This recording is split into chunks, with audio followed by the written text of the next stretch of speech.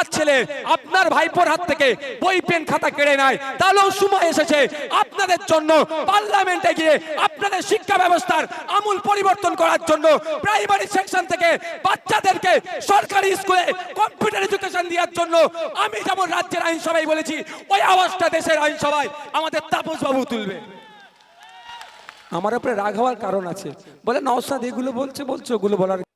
আমার পূর্বে বিশ্বজিৎদা, আমাদের প্রার্থী তাপসদা, জুবিদি, শায়ন ভাই, আরো যারা বক্তারা বক্তব্য দিয়েছেন, নিশ্চিতভাবে তারা এই জায়গায় এসে দাঁড় করিয়ে দিয়েছে যে আগামী 1 তারিখে খামচিহ্নে ভোট দিয়ে পার্লামেন্টে পাঠালে জনগণের কণ্ঠ হয়ে পার্লামেন্টে আপনাদের সমস্যা দুর্দশার কথা উত্থাপন করবে। এটা ক্লিয়ার তো আপনাদের কাছে? আমি তার সাথে কয়েকটা জিনিস ইনক্লুড করতে চাই। সর্বপ্রথম আমি ধন্যবাদ জানাবো অনাথ বন্ধু সমিতির কর্তৃপক্ষকে, যারা আমাদেরকে এ জায়গায় এই মাঠে প্রোগ্রাম করার সুযোগ দিয়েছে।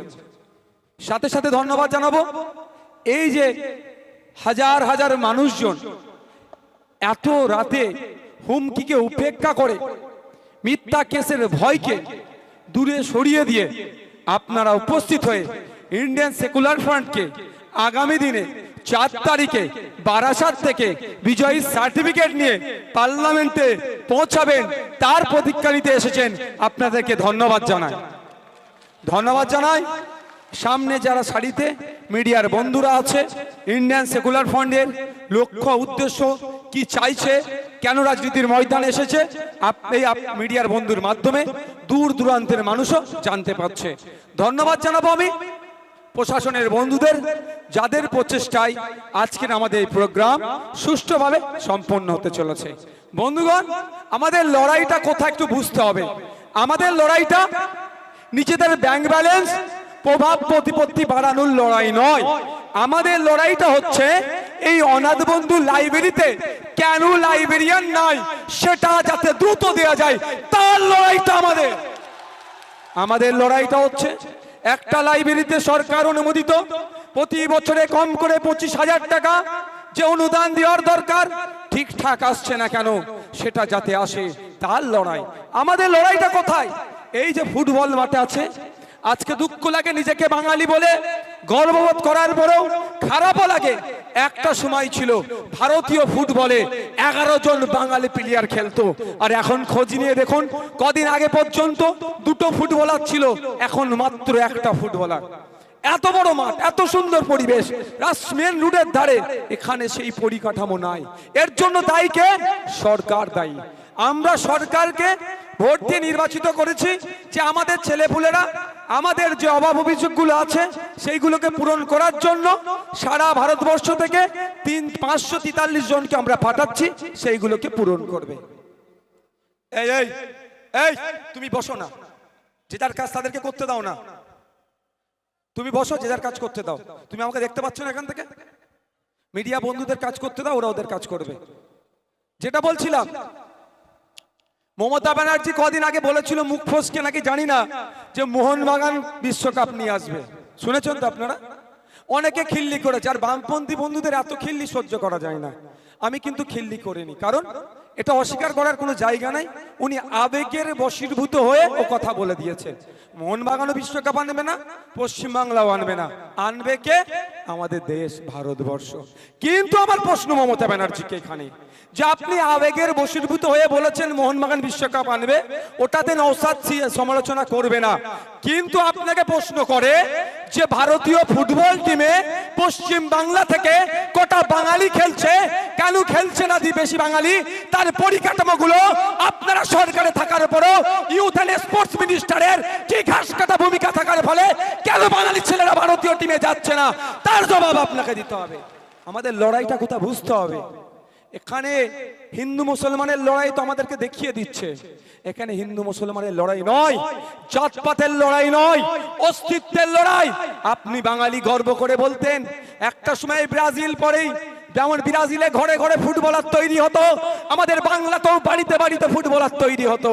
কিন্তু দুঃখের বিষয়, কলকাতায় চলে যান, ইস্ট বেঙ্গল, মোহনবাগান, মোহামেডান ক্লাবে যান, তিনটেই বাংলার স্বনামধন্য ক্লাব। আমাদের ট্যাক্সের টাকা থেকে মমতা ব্যানার্জি মাঝে মধ্যে তাদেরকে অনুদান দেয়, তার আমি বিরোধিতা করছি না। কিন্তু আমার প্রশ্ন, যেই তিনটে ক্লাব আছে বাঙালিদের, বড় বড় ক্লাব, সেই তিনটে ক্লাবে কটা বাঙালি ফুটবলার আছে? আমাদের লড়াইটা কোথা বুঝতে হবে। আমি একটু অন্যদিকে চলে না, কারো অসুবিধা হচ্ছে নাকি? আপনাদের অসুবিধা হচ্ছে কারো? ভোট আসবার সময় তো ভোট সবাই চাইবে, আমিও চাইবো, বিজেপিও চাইবে, তৃণমূল, কংগ্রেস, সিপিএম সবাই ভোট চাইবে। কিন্তু আমাদের সমস্যাটা একটু ভাবতে হবে, আমাদের লড়াইটা কোন জায়গাতে। আমাদের বক্তব্য হচ্ছে, আমার ইচ্ছে যখন কোরিয়া জাপান বিশ্বকাপ, আমি তখন ভালো করে বিশ্বকাপ খেলা দেখতে শুরু করেছি, তার আগেও মনে নাই আমার আর। কিন্তু কোরিয়া জাপানে যখন বিশ্বকাপ হয়েছিল তখন আমি সেটা ভালোভাবে দেখেছিলাম। যখন দেখতাম শুরুর আগে দুটো দেশের প্লেয়াররা তারা দাঁড়িয়েছে, দুটো দেশের জাতীয় সঙ্গীত হচ্ছে, সেই সময় না বিশ্বাস করুন আমার খুব কষ্ট লাগতো, যা এই দিন কবে আসবে যেই দিন ভারতবর্ষ ফুটবল খেলবে, ফুটবল মাঠে সারা বিশ্বের কাছে আমাদের দেশের জাতীয় সঙ্গীত বাজবে।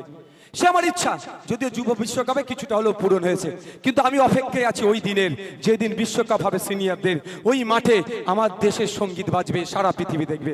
কিন্তু কথা হচ্ছে একটা পরিকাঠামো দরকার। তো মমতা ব্যানার্জি বলে দিচ্ছেন মোহনবাগান বিশ্বকাপ আনবে, আমি চাই ভারত বিশ্বকাপ আনুক, কিন্তু সেই ভারত বিশ্বকাপ টিমে 24 জনের মধ্যে 22 জনের মধ্যে কজন পশ্চিমবাংলার নাগরিক থাকবে, তার পরিকাঠামো রাজ্য সরকার গড়তে ব্যর্থ হচ্ছে। আজকে আপনারা জানেন না, আমি একটা, অনেকে জানেন কি জানেন না, আমি একজন ন্যাশনাল লেভেলে ভলিবল প্লেয়ার ছিলাম, এখন নয়, ছিলাম। আমার বন্ধুরা ভালো ভালো প্লেয়ার। আজকে দেখুন রাজ্য সরকারের ব্যর্থতার জন্য মমতা ব্যানার্জি শুধু এই আবেগের হয়ে কথা বলে দেয়, ডবল ডবল চাকরি দেব, আর 26,000 চাকরি চুরি করে নিল। এই 26,000 যদিও নয়, বাতিল হচ্ছে 26,000 চাকরি চুরির জন্য। আবেগে বলে অনেক কিছু, কিন্তু বাস্তবায়ন করে না। আজকে এই মাঠটা ঠিক মতো ফুটবল প্র্যাকটিস মনে হয় না। এই লোকাল যারা আছেন তারা একটু আমাকে রেসপন্স করবেন, হয় ঠিকঠাক? লোকাল যারা আছে ফুটবল প্র্যাকটিস হয়, কিন্তু এত বড় মাঠ দেখুন, এত সুন্দর মাঠ, এটা পরিকাঠামো। তো এই ফুটবল মাঠ থেকে শুধু পড়াশোনা করে চাকরি পাই ধরনের ব্যাপার না। বিং স্পোর্টসম্যান হিসাবে একজন, আমি প্রাক্তন খেলোয়াড় হিসাবে আমি বলছি, ওয়েস্ট বেঙ্গলে আমি কোশ্চেন জমা করেছি মাননীয় মন্ত্রীকে, উত্তর দেয়নি। মন্ত্রীর লোক দিয়ে আমাকে বলছে, ভাইজান আপনি যা কোশ্চেন দিয়েছেন ও 6 মাসেও উত্তর দিতে পারবে না, 6 মাস বাড়িয়ে 6 মাস হয়ে গেল এখনো উত্তর দেয়নি। নওশাদের ওপর এত রাগ কেন? আমাদের লড়াইটা কোথায়? আমরা হচ্ছে পয়েন্টে পয়েন্টে কথা বলি, ওদের জয়েন্টে জয়েন্টে ব্যথা করে, ওই জন্য বিজেপির দালাল, নালে মুসলমানদের দল। যাবো কোথায়? আমাদের বক্তব্য হচ্ছে, এখান থেকে খেলাধুলা করলে বাংলার হয়ে খেলবে, বাংলার হয়ে খেলাধুলা করলে West Bengal police, Calcutta police, বিভিন্ন সেক্টরে আগে ওয়েস্ট বেঙ্গলের স্পোর্টস কোটায় 2% রিক্রুটমেন্ট ছিল, সরি, যে রিক্রুটমেন্ট গুলো হতো তাতে 2% স্পোর্টস কোটা ছিল। আজকে দেখুন খেলাধুলাও শেষ হয়েছে আর স্পোর্টস কোটায় রিক্রুটমেন্টও হচ্ছে না, এটা ব্যর্থ। এটা যাতে আগামী দিনে হয় সেই লড়াই আমরা আছি। সেই লড়াইটা যখন আমরা করছি, আমরা যখন চলে যাচ্ছি, যে আমরা যখন বলছি ইন্ডিয়ান সেকুলার ফ্রন্টের পক্ষ থেকে আমরা লক্ষ্য করছি কি, যে দুটো জিনিস খুব বেশি করে চুরি হচ্ছে। এত উন্নয়নের জোয়ারেদের বিএলআর অফিসগুলোতে চলে যাচ্ছে, মন্দিরের নামে, দেবদেবীর নামে হিন্দু সমাজের পূর্বপুরুষেরা যে সম্পত্তিগুলো উৎসর্গ করে গিয়েছে সেটা হস্তান্তরযোগ্য নয়।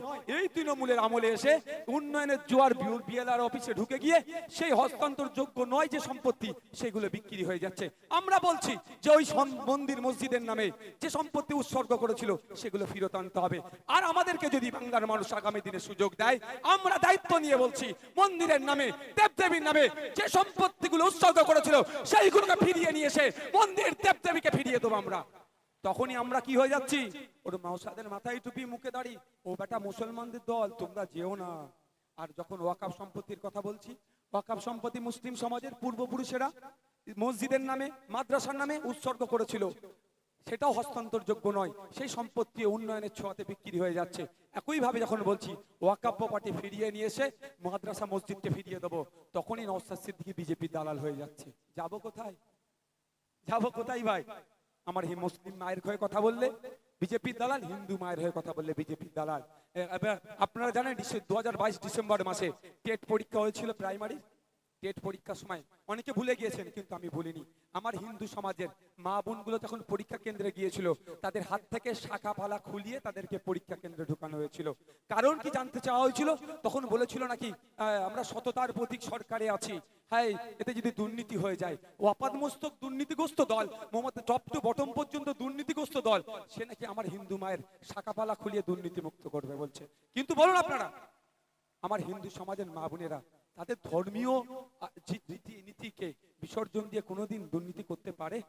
আমার আচ্ছা, শাখা পালার মধ্যে কিভাবে দুর্নীতি করবে ভাই? সম্ভব? এই অপদার্থ তৃণমূলের সরকার, এই অপদার্থ কাকলি দিদের সরকার ওই দিনকে আমার মা বোনেদের হাত থেকে শাখাপালা খুলিয়েছিল। শুনুন, এখানে যিনি বিজেপির দাঁড়িয়েছেন স্বপন মজুমদারদের বলছি, যদি তাদের লোকেরা শুনে থাকেন তার উত্তর আমি চাইছি। ওই দিনকে কোনো শুভেন্দু অধিকারীকে খুঁজে পাওয়া যায়নি, ওই দিনকে কোনো দিলীপ ঘোষকে খুঁজে পাওয়া যায়নি, ওই দিনকে Indian Secular front Naushad Siddiqui সর্বপ্রথম প্রতিবাদ করেছিল কেন আমার মায়ের হাত থেকে শাখাপালা খোলা হয়েছে। যখন আমার মায়ের হয়ে কথা বলেছে, হিন্দু মায়ের হয়ে, তখনও মুসলমানদের দল। আর যখন হিজাব পরে স্কুলে যাচ্ছিল, মারধর করেছিল, হিজাব পরলে হিজাব পরে মাধ্যমিক কেন্দ্রে গিয়েছিল, হিজাব না খুললে মাধ্যমিক পরীক্ষা দিতে দেবে না, সেই দিনকে কোনো রহিমা বিবি প্রতিবাদ করেনি, সেই দিনকে কোনো ফিরহাদ হাকিম প্রতিবাদ করেনি, সেই দিনকে কোনো মোহাম্মদ সেলিম ফিরাও প্রতিবাদ করেনি, সেই দিনকে Indian Secular front Naushad Siddiqui প্রতিবাদ করেছে। আর ওই সময় হয়ে যাচ্ছে আমি বিজেপির দালাল। কোথায় যাবো রে আল্লাহ? আমার সরস্বতী মায়ের ছেলের চাকরি চুরি হয়েছে, তার মেধা চুরি হয়েছে, তার কথা বললে বিজেপি মুসলমানদের দল। আমার ফতেমা মায়ের সন্তানের, তাদের পরিবারের ছেলেরাও চাকরি চুরি গেছে, তার কথা বললে বিজেপির দালাল। বলা কি বন্ধ করে দেবো? আমি ভাই বলা বন্ধ করব না। আপনারা করে বলবো, আর না সাথ দিলে কম করে বলবো, কিন্তু দালালকে আমি দালাল বলবো, তাতে কেস খাই যা খাই খাবে। আমার নামে মামলা দিয়েছে, ও ভাই নওশাদ খাই না। কারণ আমি বলি আপনাদের, আমার লড়াইটা তো এদেরকে প্রশ্ন, আমার লড়াই উত্তর দিতে পারে না।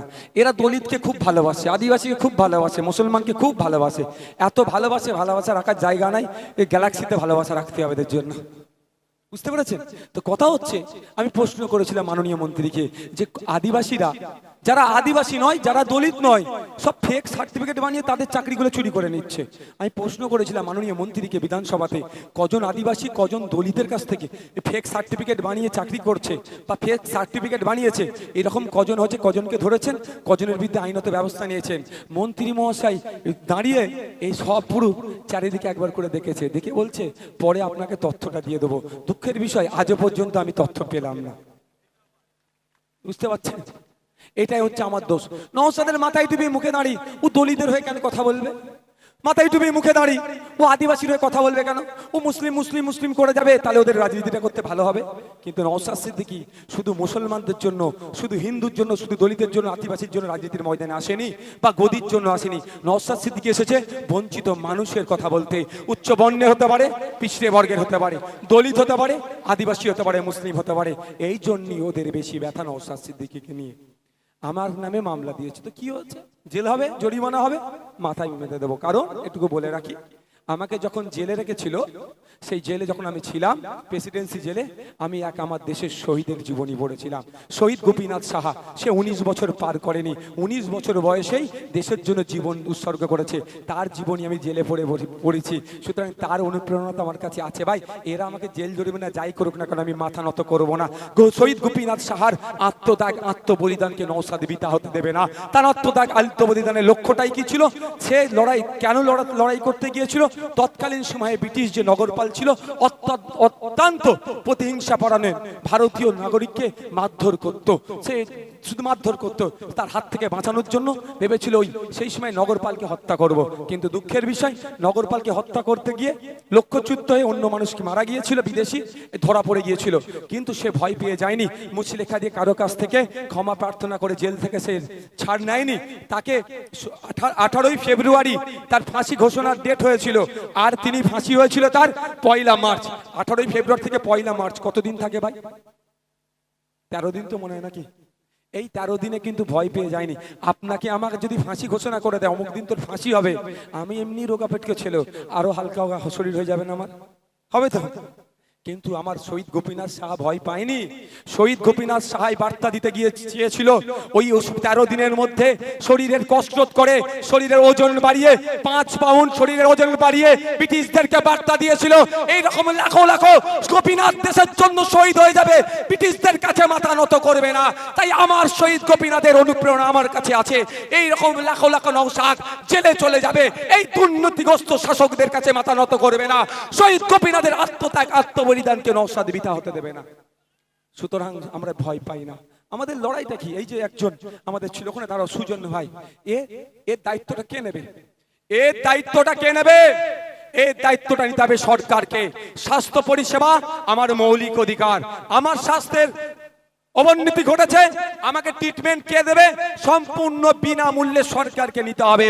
অপদার্থ সরকার একদিকে, জমলাবাজের বিজেপি সরকার একদিকে, এই চোরেদের রাজ্য সরকার, এই দুটো সরকারই এক জায়গায় আয়ুষ্মান ভারত কার্ড দিচ্ছে, এক জায়গায় 700 সাথী কার্ড দিয়ে তাদের কাঁধের উপরে যে মৌলিক দায়িত্ব মৌলিক কর্তব্য যেটা আছে ছেড়ে ফেলে দেওয়ার চেষ্টা করছে। আজকে এই ছেলেটার পা কেটে বাদ দিতে হলো তো না যদি সরকার ঠিকঠাক দায়িত্ব পালন করত। তাই তো আমরা বলি আপনারা যদি আমাদেরকে সুযোগ দেন, কেন এখানকার দেগঙ্গার এই কার্তিকপুরের মাবুনকে বাপ ভাইকে হেভি ট্রিটমেন্ট নিতে গেলে কলকাতার পিজিতে ছুটে যেতে হবে, কলকাতা এনআরএসে যেতে হবে, চিত্তরঞ্জনে যেতে হবে? আমরা বলি যদি আগামী দিনে আপনারা আমাদেরকে সুযোগ দেন, পার্লামেন্টে গিয়ে তাপস দা আপনাদের জন্য আওয়াজ তুলবে। প্রতিটা জেলাতে জেলাতে এমসের মতো হসপিটাল কেন গড়ে উঠবে না, তার আওয়াজ তুলবে ওখানে। সাথে সাথে আগামী দিনে যদি বাংলার পরিচালনার দায়িত্ব আমাদেরকে দেন, আমি আপনাদের কাছে প্রতিজ্ঞাবদ্ধ হচ্ছি, আমরা দায়িত্ব নিয়ে বলছি সর্বপ্রথম আমাদের কাজ থাকবে প্রত্যন্ত জেলা থেকে আমরা শুরু করব। প্রতিটা প্রত্যন্ত জেলায় কলকাতার মতো এনআরএস, চিত্তরঞ্জন, মেডিকেলের মতো বড় বড় হসপিটাল প্রতিটা জেলায় আমরা একটা করে খুলে দেব। আজকে যদি এই ধরনের হসপিটাল পরিষেবাটা যদি আমার এই ভাইকে দিত, তাহলে এটা একটা পা কাটা যেত না। এটা আমরা দেখতে পাচ্ছি বলে বলছি। এই ধরনের লাখো লাখো মানুষ আজকে বঞ্চিত হচ্ছে সমাজ থেকে। এই বঞ্চনা শিকার কাদের জন্য হচ্ছে? যাদেরকে ভোট দিয়ে পার্লামেন্টে পাঠিয়েছেন তাদের কাছে হচ্ছে। আমি এর কথা বলছি, এই ভাইয়ের কথা বলছি। সুজন ভাই, আপনি ভাবুন আপনারটা নিয়ে, আপনারটা নিয়ে ভাবুন। এই WHO বলেছে এই 2024-এ নাকি 2024-এ নাকি বাড়ি বাড়ি একটা করে ক্যান্সার রোগী হবে। সৃষ্টিকর্তার কাছে চাই আমার অতি দুশ্মনের বাড়িতেও না ওই রোগটা হয়। কি হবে? কিন্তু WHO-কে তো উপেক্ষা করা যায় না। তাই এর থেকে পরিত্রাণ পাওয়ার জন্য তো কোনো পলিসি আনা দরকার, কোনো পলিসি আনেনি। এরা কি পলিসি নিয়ে এসছে? কে কত ঝাড়তে পারবো। 2014 সালের আগে আমার হিন্দু ভাইকে বাঁচাতে এসেছে, আর 2011 সালের আগে আমার মুসলমান ভাইকে বাঁচাতে এসেছে। আপনারা বুকে হাত রেখে বলুন হিন্দু মুসলমান নির্বিশেষে আপনার পাড়ার রাম কাকু আর রহিম চাচার অবস্থা কোথায়? আর ওইদিকে অমিত শাহজির ছেলে আর মমতা ব্যানার্জির ভাইপোর অবস্থা কোথায়? দেখুন, একজনের বিজনেস 15,000 গুণ বৃদ্ধি পেয়েছে, আর একজনের সম্পত্তি রকেট গতিতে বেড়েছে। Former justice of Calcutta high court তো বলেই ফেললো ওনার এত সম্পত্তির কি বলে ওটাকে তথ্য দিতে পারবে তো? মানে বুঝতে পেরেছেন, একজনকে মুসলমানকে বাঁচাতে এসেছে 2011-তে, আর হিন্দুকে বাঁচাতে এসেছে 2014-র আগে। কি হয়েছে? না হিন্দু বেঁচেছে না মুসলমান বেঁচেছে, হিন্দু মুসলমান তলানিতে চলে গিয়েছে। আর রাজনৈতিক কারবারিরা হিন্দু মুসলমান করে এলাকায় অশান্তি দাঙ্গা এই টাইপের বাঁধিয়ে দিয়ে তাদের রাজনৈতিক ফায়দা নিতে চাইছে। তাই আমি অনুরোধ করব, ভোট আসছে, ভোট যাবে, নেতারা ভোট নিয়ে দিল্লি চলে যাবে। এই নেতাদের চক্করে পড়ে দীর্ঘদিনের সম্পর্ক, প্রতিবেশীর সম্পর্ক নষ্ট করবেন না। কাকা জ্যাঠার সম্পর্ক, ভাইয়ে ভাইয়ের সম্পর্ক, মাসি পিসির সম্পর্ক, এই সম্পর্ক নষ্ট করবেন না। কারণ কেউ ফ্লাইট ধরে যাবে, কেউ রাজধানী ধরে দিল্লি চলে যাবে। মাস গেলে একটা হেভি অংশের মাইনে পাবে, 5 বছর শেষ হয়ে গেলে একটা কি পাবে? পেনশন পাবে। আর যারা মারামারি হানাহানি করলেন তারা কেউ কবরে, কেউ শ্মশানে যাবে, তাদেরকে আর দেখতে কেউ যাবে না। বড্ড চোর বছরে একটা দিন মালাতে ছবিতে মালা লাগিয়ে অমুক অমর রহে বলে ছেড়ে দেবে। যার গেল তার পরিবারই বুঝতে পারবে। তো অনুরোধ আপনাদের কাছে, চোখ কান খুলে রেখে ভোটটা দিন। ভোট আসবে যাবে, আপনাদের বলি একটা এমপির দায়িত্বটা কি একটু জানুন। আর অসুবিধা হচ্ছে ভাই শুনতে? কতক্ষণ হলো? অনেক বকে ফেললাম নেতাদের মতো তো অনেক বকে ফেললাম। আপনারা যারা আছেন আমি আপনাদের অনুরোধ করব, এখানে আমি একটু অন্য টাইপের বক্তব্যটা আজকে এই জন্যই দিচ্ছি। বিভিন্ন সমাজের বর্ণের মানুষ আছে, একটু ভাবতে হবে আপনাদেরকে। আপনারা এখানে যারা উপস্থিত আছেন আমি আপনাদের একটা কথা জিজ্ঞাসা করছি, কতজনের ছেলে মেয়ে বেসরকারি স্কুলে পড়াশোনা করছে? বেসরকারি স্কুলে তাড়াতাড়ি ফটাফট হাত তুলবেন। সরকারি স্কুলের কথা বলছি না, কিন্তু এই হাত তুলতে বলেছে ভাই, কম করে হাত তুলে বলে ওটা নয়। টাকা দিয়ে পড়াচ্ছেন কতজনের ছেলে মেয়েকে? একজন, দুইজন, তিনজন, চারজন, হ্যাঁ, পাঁচজন, এখানে কটা আছে? 100 জনের মধ্যে 100 জনেরও ছেলে নয়, কিন্তু দেখো এত হাত উঠেছে, খানকুড়ি হবে। আমি 100 জন ধরে নিচ্ছি, 100 জনের ছেলে মেয়ে বেসরকারি স্কুলে পড়ে না। 100 জন হবে না, তাও আমি ধরছি। বাকি যে 1000-1000 এখানে মানুষ আছেন, সবার ছেলে মেয়েরা কোথায় পড়াশোনা করছে? কোথায়? সরকারি স্কুলে। প্রাইমারি স্কুলগুলো আর শিক্ষাদানের জায়গা নাই, ওটা লঙ্গরখানা হয়ে গেছে, আর পড়াশোনা ওখানে হয় না। আজকের পরে বাড়ি যাবেন, বাড়িতে গিয়ে আপনার বাচ্চাগুলোকে ডাকবেন, ক্লাস 3, 4, 5, 6-এ পড়ে, 6-এর বাচ্চার হাতে বই, সরি পেন আর খাতা তুলে দেবেন, দিয়ে বলবেন তোর নাম, তোর বাবার নাম, তোর ঠিকানা, তোর মায়ের নাম, স্কুল ইংলিশে লিখে দিত। 100টা বাচ্চাকে ট্রাই করে দেখবেন, 90টা বাচ্চা ফেল হবে। আর ক্লাস 3-4-এর বাচ্চাদেরকে ডাকবেন, 3-4-এর অঙ্কটা দেবেন, বল বাবু ওটা করে দিত। ওই বাবুগুলো দেখবেন আপনার ছেলে, আমার ভাইপো, আপনার মেয়ে, আমার ভাগনা, আমার ভাইজি, আমার ভাই বোন, সেই বাচ্চাগুলোকে ডেকে জিজ্ঞাসা করবেন, সেগুলো দেখবেন 100টার মধ্যে 90টা বাচ্চা অঙ্কে ফেল করবে। আর এদিকে কাকুলি ঘোষ দস্তিদার মহাশয়ের পরিবারের ছেলে মেয়েগুলো কোথায় পড়ছে দেখুন, খোঁজ নিয়ে দেখুন, কেউ প্রাইমারিতে যায় না, সব বেসরকারিতে যাচ্ছে। এরপরে কলেজ কোথা করবে? তার এইচএস দেবে ভালো কোনো জায়গা থেকে, এই প্রাইভেট থেকে এইচএস দিয়ে বিদেশে পড়তে পাঠাবে। আর আপনার আমার ছেলেগুলো প্রাইমারি থেকে যখন হাই স্কুলে যাবে, ঠিকঠাক পড়াশোনা করতে পারবে না, হাই স্কুল বন্ধ করে চলে আসবে। এটা হচ্ছে না ভাই? কি করছে? কেন এটা করার কারণ কি? আমি আপনাদের বলছি, মাইকের আওয়াজ হয়তো তৃণমূলের বন্ধুরাও শুনছে, বিজেপির বন্ধুরাও শুনছে। আমি সবার উদ্দেশ্যে বলছি, আমরা তো দাদা জিন্দাবাদ, দিদি জিন্দাবাদ করলাম, তার পরিবর্তে দাদা দিদি আমাদেরকে কি গিফট দিল?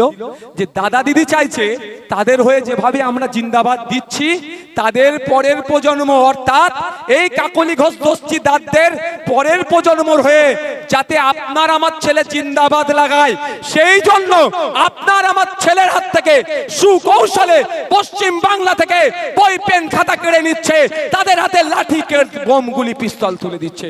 8500 শিক্ষা প্রতিষ্ঠান এই রাজ্য সরকারের বন্ধ করতে চলেছে। কিন্তু দুঃখের বিষয়, শুভেন্দু অধিকারীরা, স্বপন মজুমদাররা, দিলীপ ঘোষরা অনেক কথা বলছেন, সবকা সাথ সবকা বিকাশের আওয়াজ তুলছেন। পশ্চিম বাংলায় 8500 শিক্ষা প্রতিষ্ঠান বন্ধ হয়ে যাচ্ছে, একবারের জন্য শুভেন্দু অধিকারীদের প্রতিবাদ করতে দেখলাম না। কারণটা কি? শুভেন্দু বাবুরাও জানে, যদি আমার দলিত ভাইরা উচ্চ শিক্ষায় শিক্ষিত হয়ে যায়, মুসলিম ভাইরা উচ্চ শিক্ষায় শিক্ষিত হয়ে যায়, আমার আদিবাসী ভাইরা উচ্চ শিক্ষায় শিক্ষিত হয়ে যায়, তাহলে শুভেন্দু বাবুদের হয়ে, এই কাকুলি ঘোষদের হয়ে মারামারিটা কে করবে? মারামারি লোকের দরকার তো ভাই। দাঙ্গা করার যে দাঙ্গা করে, আমি তাকে ধার্মিক মনে করি না, সে চূড়ান্ত, সেই নাস্তিকও নয়, সে অধার্মিক, সে তার মতো শয়তান পৃথিবীতে দুটো নয়। কিন্তু প্রশ্ন হচ্ছে, ওরা ওদের রাজনৈতিক ফায়দা নেওয়ার জন্য আপনার আমার সন্তানগুলোকে কি করছে? বই পেন খাতা কেড়ে নিচ্ছে।